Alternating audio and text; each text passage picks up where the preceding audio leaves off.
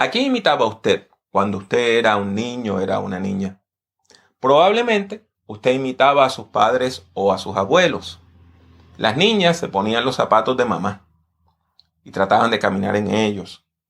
Los niños buscaban sus herramientas de plástico para trabajar ahí al ladito de papá cuando él estaba haciendo algún tipo de reparación.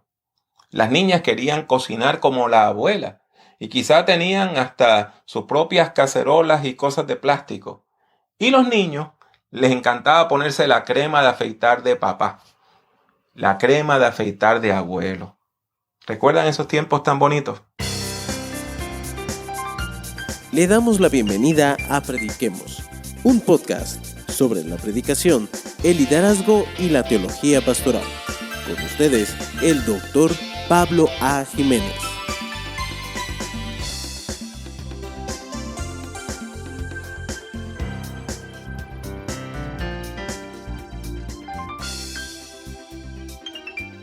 En mi caso, yo tengo dos recuerdos que llevo cerca del corazón.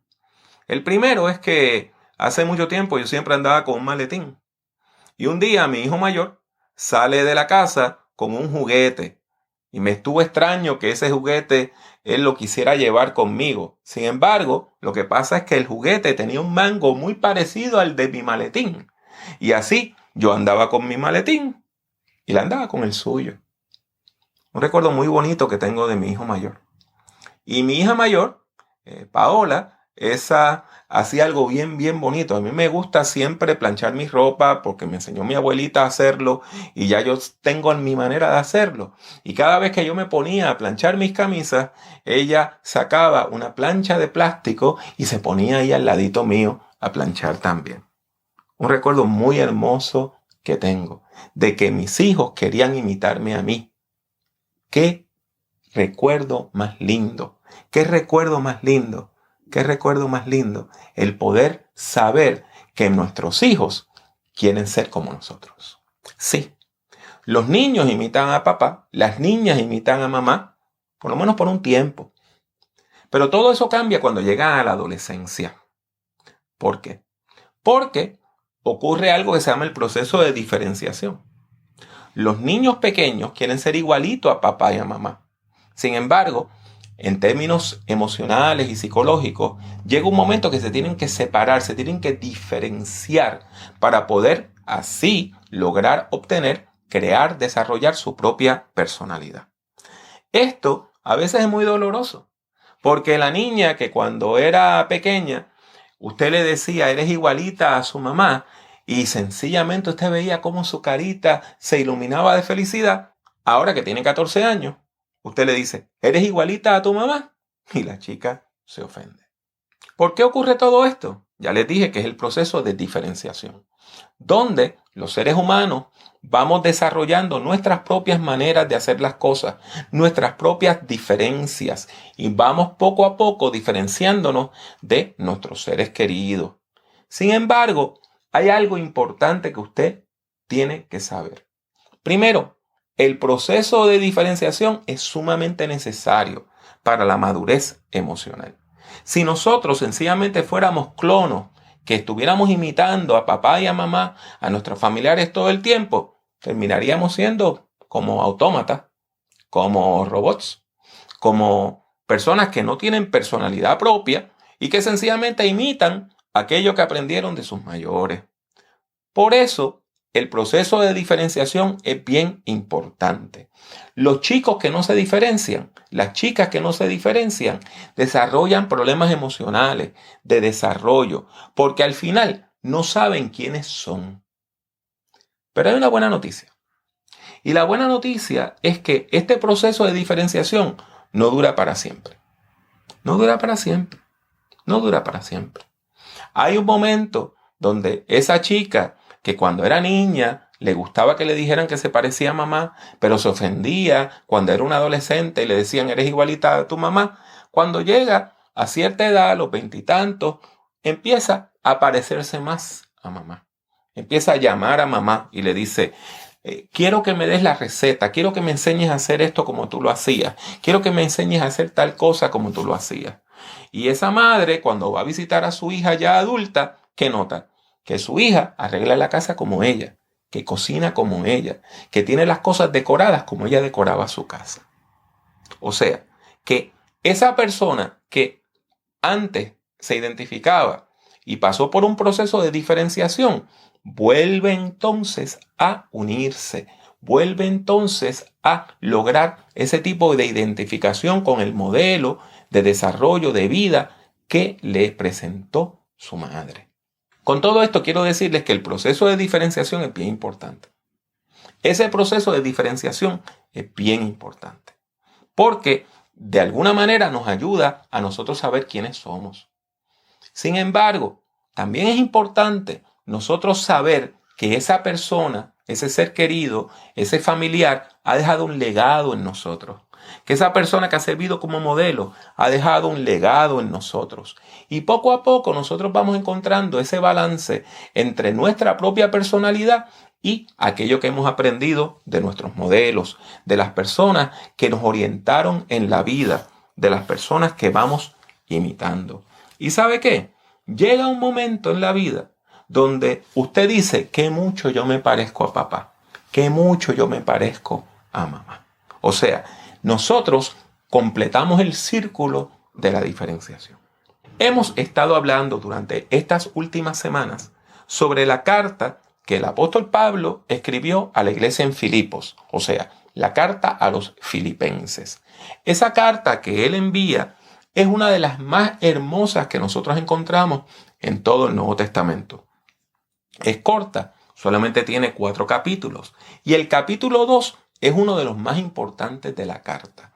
Comienza con unos vuelos poéticos muy lindos. Escuchen cómo comienza ese capítulo 2.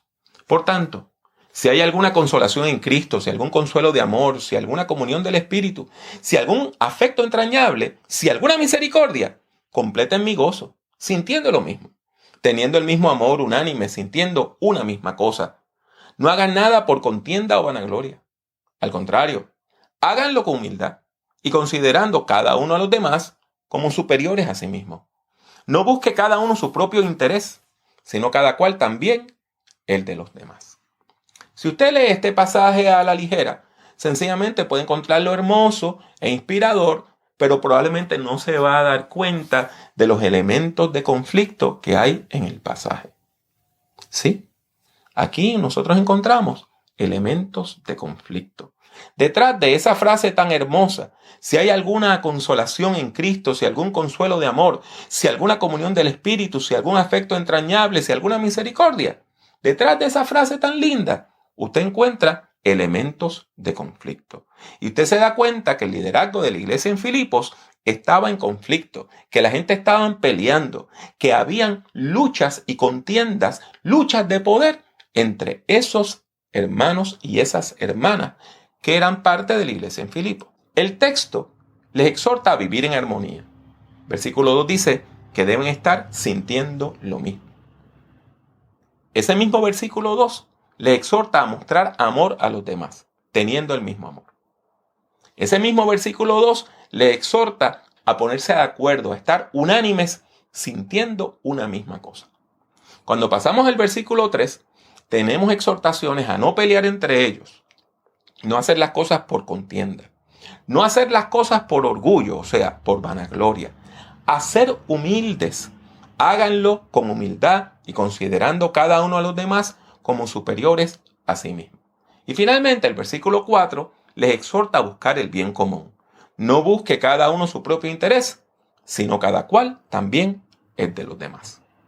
¿Lo vieron? Pueden ver que detrás de esa frase tan bonita, de ese hermoso texto, vemos elementos de conflicto y que el apóstol Pablo les está llamando a los filipenses a la reconciliación. Estas expresiones solamente se le dicen a alguien que está en conflicto. Usted no le dice a alguien, reconcíliense, si la gente no está peleada. Usted no le dice a la gente, dejen de pelear, si la gente está en paz. Por lo tanto, tiene que quedar claro que aquí hay un conflicto, en la iglesia hay un conflicto, y que parte del propósito de la carta, uno de los propósitos de la carta, es lograr que haya amor, reconciliación y paz en esa iglesia. Ahora bien, quiero que vaya un minutito al versículo 3. y ve ahí la palabra vanagloria. La palabra vanagloria. Les recuerdo en este momento que el Nuevo Testamento no fue escrito en español, sino que fue escrito en un idioma que se llama el griego. Y la palabra griega que se traduce al español como vanagloria es la palabra kenodoxia. Keno quiere decir vacío. Doxa quiere decir gloria. O sea, kenodoxia quiere decir glorias vacías. Vanagloria. O sea, una gloria que está vacía. Una gloria que no tiene sentido. Una gloria que es falsa. Así que el apóstol literalmente le está diciendo a los filipenses que no busquen glorias vacías. Que no busquen glorias vacías.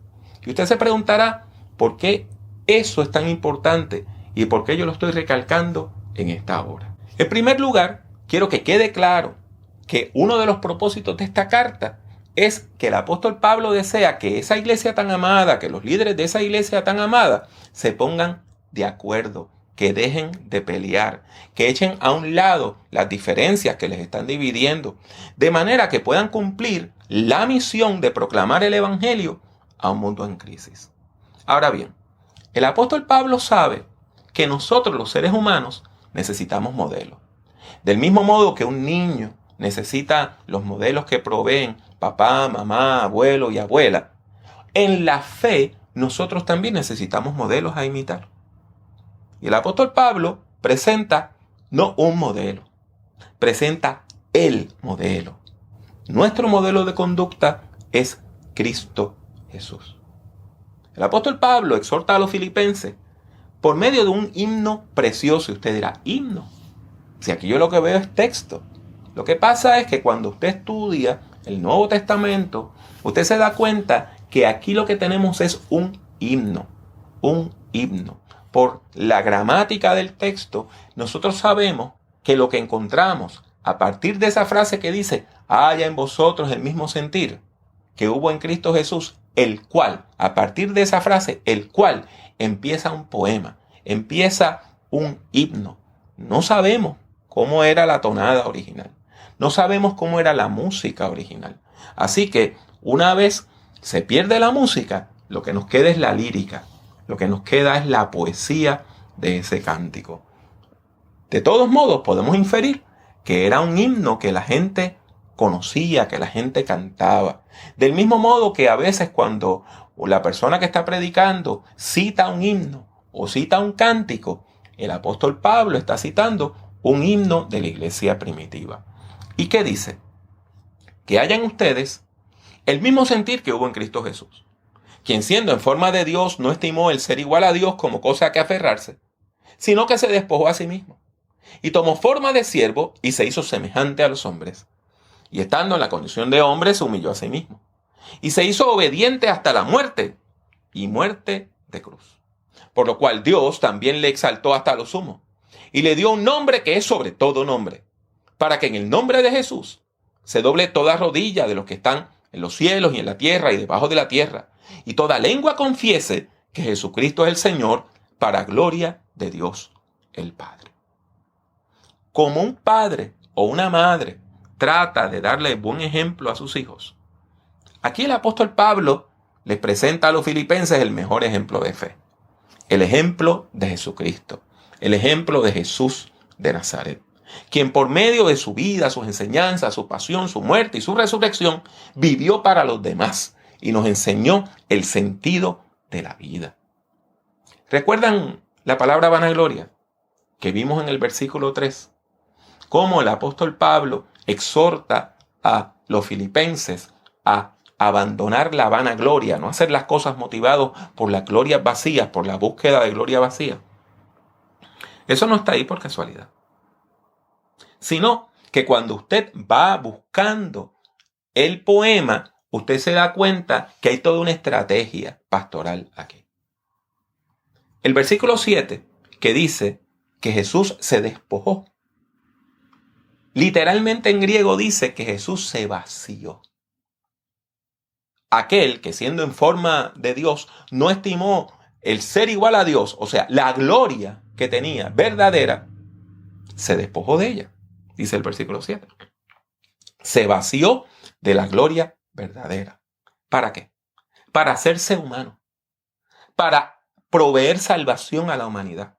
Se humilló, tomó una forma siendo un esclavo, un siervo, muriendo en la cruz. ¿Para qué?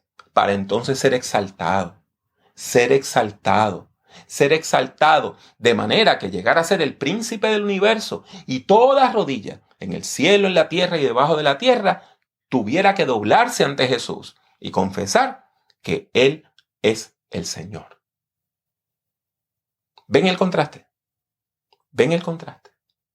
Mientras los hermanos en la iglesia de Filipos están peleando, están contendiendo, están en conflicto, buscando glorias vacías, Jesús, que tenía gloria verdadera, se vacía de ella. Y cuando usted se vacía de la gloria, entonces quien le exalta es Dios. Dios le exalta. Quizá ahora usted pueda comprender por qué Jesús dijo que el que quiera salvar su vida la va a perder. Es cuando usted da la vida que usted entonces encuentra su verdadero sentido. Y entonces usted puede ser una persona exaltada por Dios, no por usted mismo. Cuando nosotros entramos en las luchas de poder y estamos luchando por alcanzar posiciones de autoridad sobre los demás, porque hay personas que piensan que ser líder es mandar, cuando Jesús nos enseñó que ser líder es servir. Cuando nosotros estamos buscando nuestra propia gloria, estamos buscando glorias vacías, glorias que no tienen sentido, posiciones que al final no tienen ningún tipo de efecto. La verdadera gloria está en amar a Dios sobre todas las cosas y amar a la gente que Dios ama, o sea, amar a los demás y dar nuestra vida en servicio a Dios y en servicio a los demás. El himno que aparece en Filipenses 2, a partir del versículo 5 hasta el 11, tiene una gran enseñanza para nosotros. Nos enseña que Jesús, en lugar de buscar su propia gloria, procuró glorificar a Dios por medio de su vida y por medio de su ministerio en beneficio de los demás. Y es por eso, porque Él dio su vida, porque Él se vació de la gloria verdadera, que Dios le exaltó a nuevas glorias.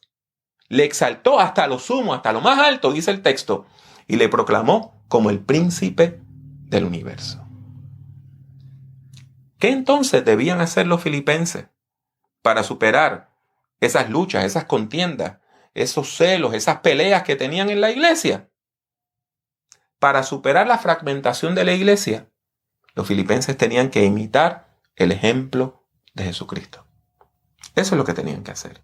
Imitar el ejemplo de Jesucristo, quien nunca buscó su propia gloria, no, sino que buscó la gloria de Dios, quien se humilló para salvar a la humanidad. En vez de él estar ocupado en su propia gloria, como dice Hebreos 2, se ocupó en llevar muchos hijos a la gloria. Hoy, al igual que ayer, Jesucristo es nuestro modelo de fe y nuestro modelo de conducta. Es la persona a quien debemos imitar. La espiritualidad quiere decir en muchos sentidos crecer a la imagen de Cristo. Y por eso, hoy nosotros afirmamos que las personas maduras en la fe tienen a Jesucristo como su modelo espiritual. Quieren crecer a la imagen de Jesucristo. ¿Y qué quiere decir todo esto en términos prácticos? Quiere decir que al igual que una persona deja atrás los conflictos que le separaron de papá y mamá durante la adolescencia y durante la edad temprana adulta, debemos buscar la madurez en la fe y debemos reconciliar nuestra imagen con la imagen de Dios. Buscar a Jesús como modelo, confesarle como nuestro modelo de vida, tomarlo como nuestra meta, como el norte de nuestra vida. Debemos echar entonces a un lado los conflictos, la búsqueda de las glorias vacías, Todo lo que nos pueda dividir debemos relegarlo a un lado. ¿Para qué? Para abrazar el ejemplo de Jesucristo. Del mismo modo que cuando nosotros maduramos, empezamos a valorar el modelo que nos dejaron nuestros mayores, del mismo modo las personas maduras en la fe tienen que imitar el ejemplo de Cristo Jesús, porque Él es nuestro modelo. Él es nuestro modelo de vida. Él es a quien debemos imitar. ¿Cuántos modelos tiene la vida cristiana? En realidad hay uno. Cristo Jesús. Las personas de fe debemos imitarle a Él. Debemos tratar de vivir como Él vivió. Debemos tratar de vivir en comunión con Él. Debemos tratar de servir como Él sirvió. Por eso, hoy les invito con amor a seguir el ejemplo de Jesús, a seguir su ejemplo hoy, mañana y por la eternidad. Gracias por escuchar Prediquemos. Puede encontrar otros escritos, audios y videos del Dr. Jiménez en su página personal www.drpablojimenez.com. Siga al Dr. Jiménez en Twitter, Instagram y YouTube. Sintonice Prediquemos y comparta nuestros enlaces con sus amistades. Que Dios le bendiga mucho y que Dios le bendiga siempre.